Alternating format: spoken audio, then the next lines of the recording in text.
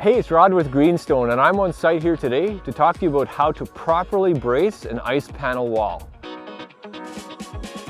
The first thing you need to know about bracing an ice panel wall is where the braces go. You're going to want the first brace within 10 feet from a corner, and again up to a maximum spacing of 10 feet from brace to brace. When you're going to put a brace on the wall, you're going to use a 2x4, 2x6, some sort of dimensional lumber. So you're going to put that connector plate up to the high side, up against one of the studs or the load-bearing channel of the ice panel wall, and you're going to secure it to the steel on the ice panels. Now you're ready to connect that brace to the wall. At the bottom, you're going to drive a peg into the ground, and that brace is going to get fastened into the peg. But before you make your final fastening point on the brace, make sure you grab a level, get it up against the wall, level it in and out to make sure that the wall is going to be nice and straight when you're ready to secure the rest of the panels.